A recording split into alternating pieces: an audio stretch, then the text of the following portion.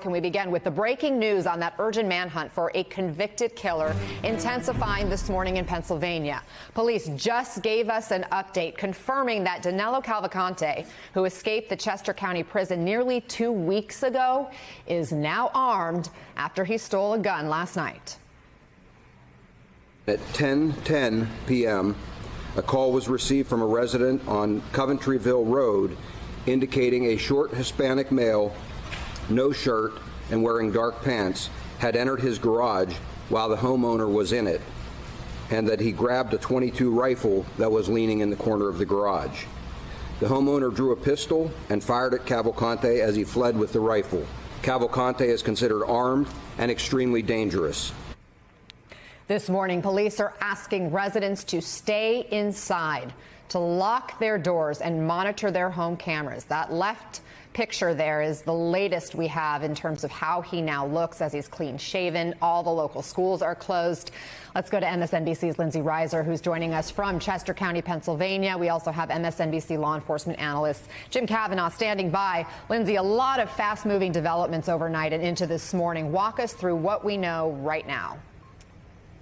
Yeah, Anna, this really marks a heightened new phase here, dramatic turn of events overnight. So last night around 8 p.m., a woman says she was driving and she sees a male crouched at a wooded line. She turns her car around to try and verify what she sees, and he's gone. So that sets up a new perimeter for law enforcement. Remember, the day before, they basically had kind of gone into a containment phase where there wasn't really a set perimeter that we have now. Then about 2 hours later last night, so around 10 p.m., they get a call that a resident has shot at a man believed to be Cavalcante, who entered his garage, stole a .22 caliber rifle with a flashlight and a scope. He had ditched his prison boots. He stole another pair of work boots from a nearby porch, goes into this garage.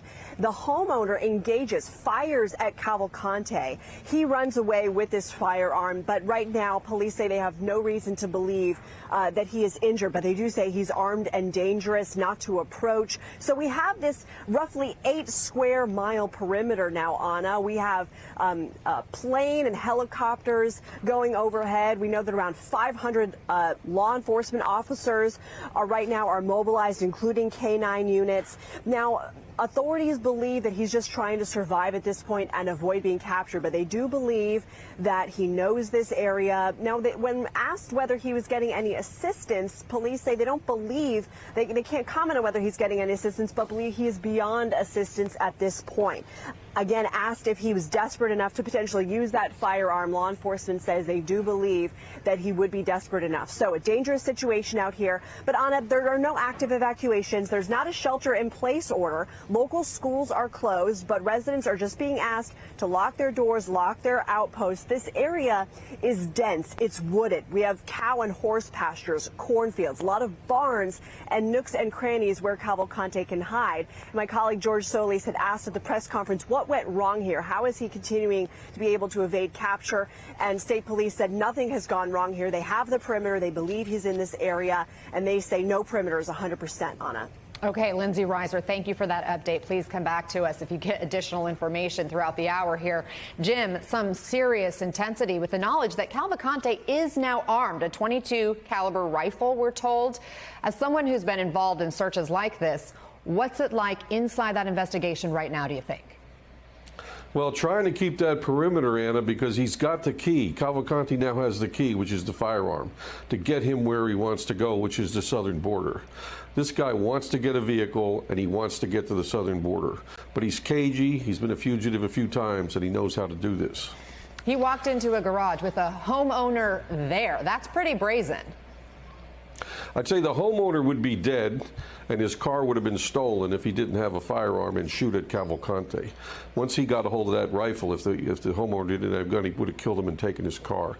He wants a vehicle, but he's cagey enough to try to slip the perimeter on foot and then get a vehicle, because he gets a vehicle inside the perimeter, he'll get caught trying to leave the perimeter on a road by the troopers. How much harder is it once he's already escaped the perimeter to try to actually catch him? Well, it's going to be a crime spree. Once he gets a vehicle, this is what he wants. But now he has the key for that, because as the witness said, he can crouch in the bushes, wait for someone to walk to their vehicle, shoot them. He has a rifle with a scope. Walk over, get the keys, throw the body in the ditch and drive away. Get a few hours head start. He can be in, a few states away where there's no court on looking for him. You describe a potential scenario, hence why police are saying people stay inside, lock your doors, schools are closed, stay out of the way.